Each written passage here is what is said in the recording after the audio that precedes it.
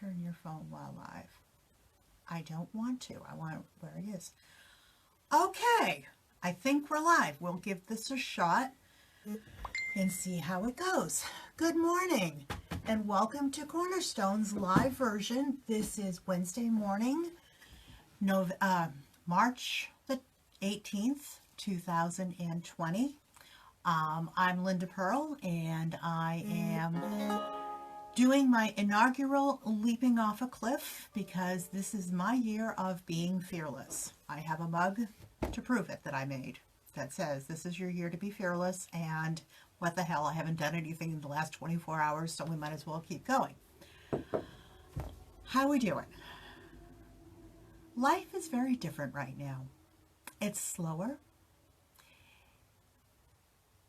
and for some of us that's a good thing. We will never ever be able to say we didn't have enough time to finish that baby quilt. We will never, because babies take 9 months, and if you start your clock from now, you got 9 months to sew. It's a perfect opportunity to use your stash.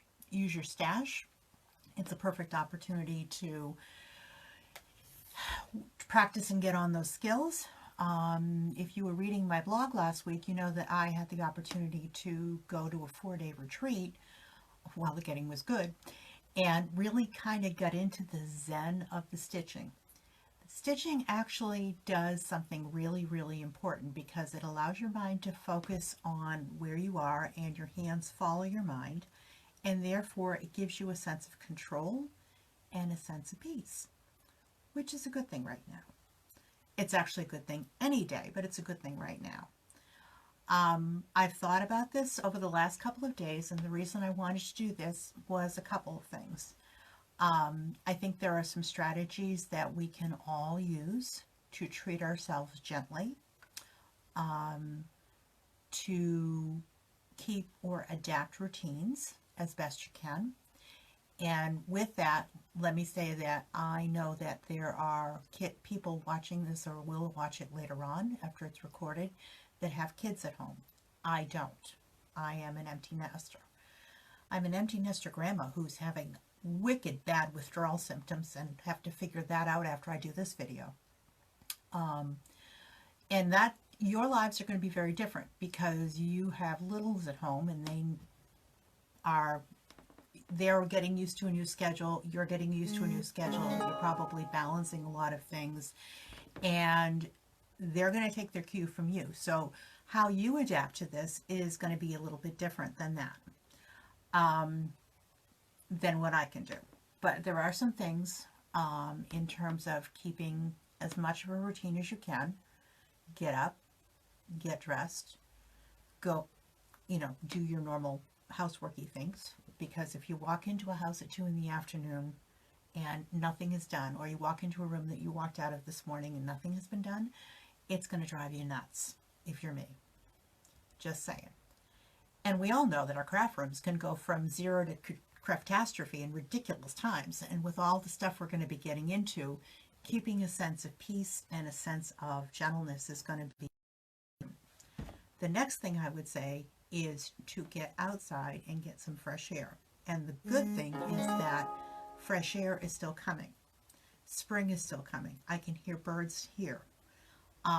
Eventually it'll be warm enough that I can go out and hopefully do these from my summer office, which is my screen porch. My hope is that this is going to be a somewhat regular feature of what I offer to people. It may not always be this time as life goes back to normal. And as I figure this out and get better at it, I'm sure I'll make improvements. This is kind of a benchmark. This is actually my home office. You can see the stash behind me on your right-hand shoulder, and on the left is the next quilt I have to work on. And my husband doesn't realize, just hauled up the stairs and doesn't realize that I'm on a Facebook Live, so this is real life. But one of the things over the course of time that I have found with people is that the quilter's calendar, which is something that I provide to quilt guilds as a service to the community, and there's a modest advertising package for for-profit entities. is something that a lot of people always ask me about, and I get people submitting things all year round, and it's a great resource for the community. And it's kind of blown up in the last couple of days, and it's probably going to continue. I'm going to keep up with the updates as best I can. I did want to call out a couple of things that are going on that have been changed. Some of them have been canceled. Some of them have been rescheduled. Some of them are in limbo. A lot of it depends on we have no end to this, so we really can't. It's very hard to make plans, and some of it depends on where your venue is. The guild that I belong to recently made an announcement that our regular April meeting is going to be deferred because the building we're going to meet in is canceled. Upside of that, the only way you can play that is going to have a killer show and tell when we get to May, we hope, and work on that. But just to recap, just for people that kind of know, the MQX show, I'm broadcasting from Southern New Hampshire, and the MQX show is the next big local event in the calendar. And by local, I don't mean local because it's certainly much bigger than a local show, but that has been canceled for the year. And that follows Paducah announcements, that follows Spring Quilt Market, which was going to be in Pittsburgh over May. There are a lot of cancellations that are happening in the space right now. That impacts a lot of small businesses, a lot of micro businesses. And we're already in a tough environment. We're already losing quilt shows to the big box stores and to people that we can't compete on based on price. And now this is not going to make it easier as well. This is going to make it more difficult as well. JL and Mary are working to answer the thousands and thousands of details that have to be done with this. They have to reverse engineer a show that they have run very, very well for all the years that they've run it. And they don't have all the answers. You can't expect them to. Give them a little bit of time. Give them a little, there's also a triage in terms of stuff has to be, you have to do one and then you do two and then three and all of that stuff. And I'm sure that they will be in touch with us and let us know what their plans are as soon as they possibly can. A lot of the vendors that support them are vendors that you may see when you go to the Manchester show because you're there and they're there. And I know I've met many of you in my years in the vendor mall. But they are 24/7, 365 businesses, and they often go from venue to venue to venue. Losing a venue the size and the positioning in the calendar, such as MQX, is a huge pull for them. And if they run a brick and mortar store right now, their ability to function is difficult, putting it nicely. Kind of just want to highlight one email that I got last night, and I'm calling Home Court Advantage for those of you in Southern New Hampshire. Dave LaValle from Bittersweet Fabrics, and I am a longtime Dave fan. I am a Janome girl. I've bought several machines from him. Love him to death. And they put out an announcement last night, and I'm just going to read it to you just because this hair is driving me crazy, and it's easier. Bittersweet Fabric Shop is closed to the public, effective immediately, as the health and safety of our customers, our staff, and our families is the highest priority. We will reevaluate the situation in 2 weeks and provide you with further updates. We're still in the shop during regular hours, available to you by phone or email. Drive-through drop-off and pickup for sewing machine repairs is available. And for those of us that are going to have more time on our hands and putting more mileage on our machines, that's a really important thing to know. The phone number for the shop is still working. Tell us when you're coming. We'll come out and we'll pick up or drop off the machine as you stay in your car. We'll disinfect the machines before we work on them. And again,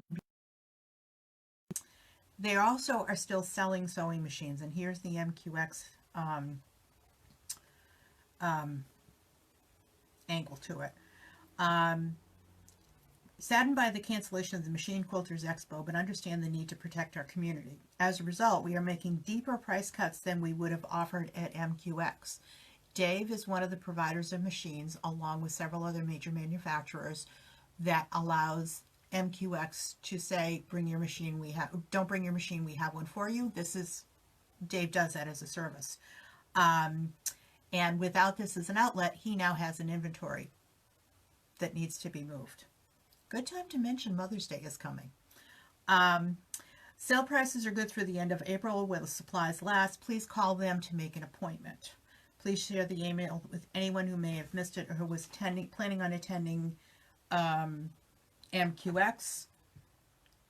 They are not going to be able to do demos because they're trying to keep the physical distance as much as possible, but they are still open, and they do have wonderful machines and fantastic service. So that is still something there. I would refer you to the to Dave's Bittersweet page, or on Facebook, or Dave's website, or call the shop and ask. That's, we all know Dave, we all love Dave, and this is a great opportunity to do it, because we as a community need that desperately.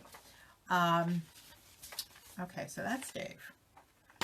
I actually make notes to try to keep myself sane here. Okay, the calendar is going to get updated, and I am hoping to get things mailed out, the newsletter in its traditional format, which is an email marketing newsletter. I'm going to try to put that out later on this week, with an updated calendar. If items have been rescheduled, they will have it in the front of the description of the item in the calendar. I'm going to leave it there until I hear that the event has been canceled. For example, last night there was an email blast that came through that Amoskeag Quilters out of Manchester has made the decision to cancel their show, not to postpone it. That is news that's just hitting the Amoskeag newsletter now. I know that Thimble Pleasures I talked to the guild president, or past president down there. Thimble Pleasures was supposed to be last weekend, and they are waiting to see if they can reschedule it. So if you have a favorite quilt show that you always want to go to and support, the best and most current information is always going to be their website, and Cornerstones will continue to work with them to make sure that we're getting all the information in one place as quickly as we can. It's far too soon for us to know if this is going to have any effect on either Maine or on Vermont. Vermont is the end of June. This is mid-March. God, I hope we're quilting by then, and shopping and seeing people and doing that. However, there are other changes I did want to highlight just briefly. And this is from the shop side of things. The Schoolhouse Shop Hop, which is normally scheduled at the end of March, has come out, and the 4 shops have deferred it. They are rescheduling it to July.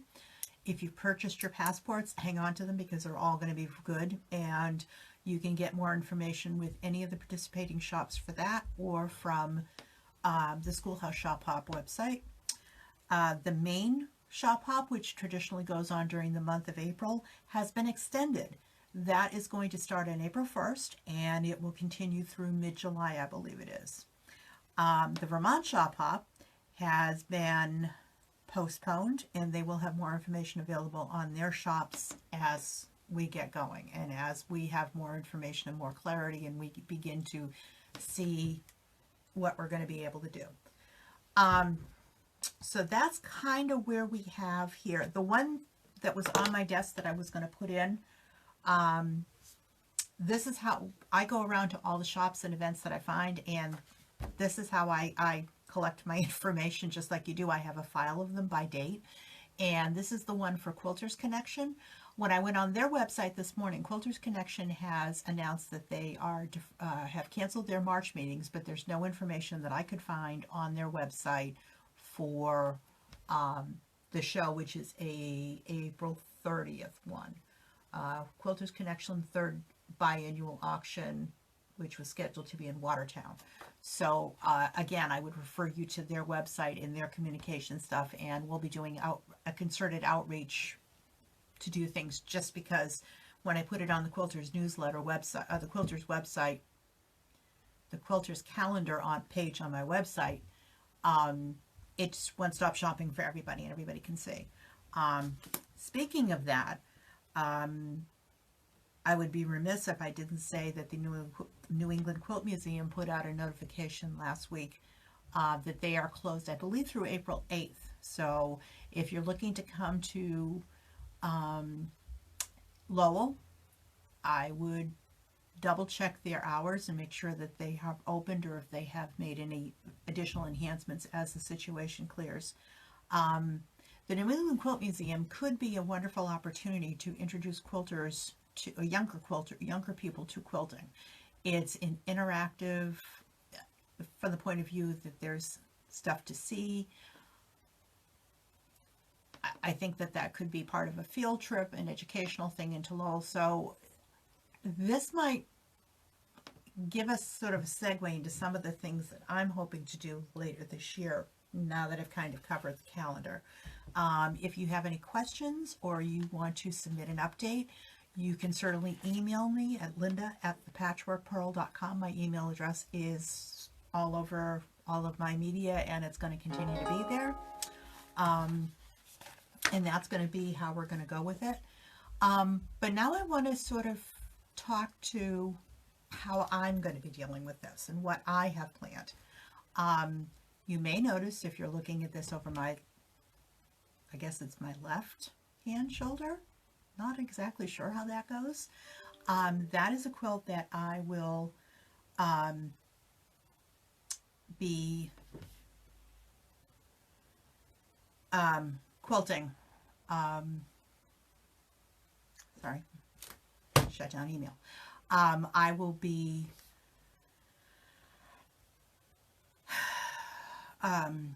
doing the quilting on, didn't see that coming. Okay, I will be quilting this on my home machine, and of course this is a great time for this to just sort of tweak itself. Sorry about that. Okay, so this is a quilt that I'm working on. Was one that I actually cut out with my Cricut, and that will be the subject of next week's episode, in terms of working with your Cricut and allowing it to work with your regular fabric. This is the next stage on this, is I need to get this quilted on my domestic machine, so we will go being able to work on that, and we'll have more online demonstrations and videos there. I have upcoming classes. I have upcoming things in development. I have dates. I just don't have, I don't want to release dates at this point in time because everything is in limbo, but I have a couple of additional classes. If you've taken my classes with the first 4 Angela Walters rulers, Elvira is coming. I've got something funky going on with it. I also have another class that is coming along in development that I'm working on the sample for that. One of the challenges that I have is I don't often make enough time for stitching. My home office is my sewing room, so every time I come in here, I have an opportunity to decide, am I going to sew or am I going to compute? Part of staying sane in this is going to be doing more sewing. I've learned, and I will continue to learn and continue to work on it. I don't have in here, I do not have a television set, which is a good thing. What I do have is I have my music catalog, and I am enjoying listening to my music. I am a girl of the 70s, don't judge me, but I love rock and roll, I love the 70s, and it just kind of gets me out of my headspace and allows me to figure out what I'm going to be doing when concentrate on things. And I have a hard time listening to a podcast when the sewing machine is running because it kind of doesn't work. I have a lot of podcasts and such that I listen to, and I'll be putting together a playlist and a resource list for that for you later on as well. The other thing that I have been doing, and I wanted to, when I mentioned classes under development and such, is I have been playing with my Cricut. Last year I developed, it's kind of hard to see, but last year I developed I'll tell you about that. I developed a program called the Maker for Quilters program, and this is something that allows me to use my Cricut Maker on my quilt shop fabrics and to cut them to make a fusible applique. The opportunities for that open up a lot of possibility. I can do fusible applique. I can also cut quilts. I am currently cutting a quilt for a customer. If you have a quilt that you would like to have a name made, if you would like to have a specific design made, you can certainly contact me, email me in terms of what we're going to be doing. And this is running a little bit long, so we're going to put this, I'll be putting that together a little bit more, and hopefully my page on the website will be available and will be up and running at that point. But just to give you the idea of it, when I went to my retreat, I made these little peeps for my ladies, for my goodie bag. And each one of these is cut on my Cricut Maker. This is a batch that I had from Kona Cotton. I also had a batch in blue. And I have an idea for this, and I'll have it to show you for next week. And I have one that was Kate, but Kate needs to go back to the hospital. Something fell off. So I had an eye fused to it, and apparently I need to go back and tack it down. But this gives me a lot of opportunity, whether it's a butterfly motif or somebody's name you want to personalize on a quilt. This came about, the sewing machine came about because we have a lot of wonderful patterns in the marketplace using the vintage featherweight as the basis of a machine, as a sewing pattern. I did not see anything that was a more modern take on it. I'm sorry, there's one that is a larger piece and it's pieced. This is something that is going to be a smaller piece and it's going to be a fusible. That will be available next week's episode of how you work with your Cricut Maker, and we're gonna kind of keep it going and all of that. I would love to hear from you guys, the people that are watching this, the people that were on my email marketing list last night. What are your concerns? How can I help you? How can I be a resource for you in the community and help you to make a little sense of a situation where we've never been before? I'm here. I'm open to suggestions. This is the first Facebook Live I've ever done on my own. It is the second Facebook Live I've ever done. And then the last one, Catherine LeBlanc was driving up in Vermont. So this is totally got ideas. Let me know. Totally up for improvements that can be made. And Wednesday at 10 seem to make sense for me right now. We may not stay here depending on, if people go back to more conventional schedules, we may move it to a different time. But we'll go for this, and hopefully this is something that we can all help each other get through. Little bit of kindness, little bit of understanding is always going to make it easier for us. And before that, I do have one other thing that hit me last night in an email. Not literally, but it hit me. This is why I need a list. Okay, there's actually two more resources I wanted to give you. One of which is Cheryl Slobata, who runs Muppin.com, is putting together a resource list for people and vendors who have been displaced by the economic situation. So if you are a vendor that has lost bookings, revenue streams, or anything else you want to go through, look up Cheryl Slobata online and get on her resource list and see how things are going. The other one is Badass Quilting. Maddie Curte is also putting together a highlighted opportunity for shops, same scenario type of a thing. So this is definitely, the vendor community sees itself as one big happy family, and we're putting resources together out there as much as we can. When I publish Cornerstones on Friday, and you can take that one to the bank because I have nothing else going on. When I publish Cornerstones on Friday, I will have links to both of those lists. So anything we can do to support small businesses in this environment is going to be a very welcome thing. The last one thing I wanted to tell you about is, as you're looking around and as you're saying, okay, sewing room finally needs a makeover, because I can see that coming. This is the Owie brand of rulers. Robin is a vendor at many of our local shows and national shows as well. She actually was able to go to market in Houston last year for the first time, and Owie's rulers have a slip-proof grip on the back of them so they don't slip. This is one that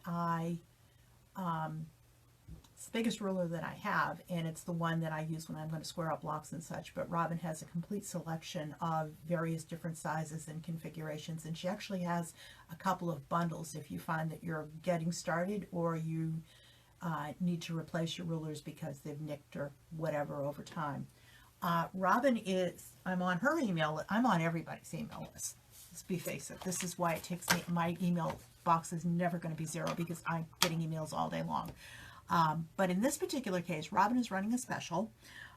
She is doing 20% off of any ruler you buy now, and she'll give you an additional 15% off coupon on rulers for your next purchase. Robin is one of the vendors that is an MQX. I believe she was MQX. She was there last year, and she is one of the vendors that is now looking at a huge hole in her calendar. It's a great product. I have used them. I've demoed them. I've worked with them with the Humble Beginning Shop Hop. It really is something that's going to help you with your accuracy in that. So take a look at that. The link in that will also be in my newsletter. I'm going to wrap this up. I thank you for joining me. I sent an email blast out last night, which was kind of last minute. Next week's, you can plan on it. I'll be here at Wednesday at 10, and I look forward to talking to you later. Thank you as I attempt to figure out how I shut this thing off. I am a work in process. Want to continue broadcasting. Finish.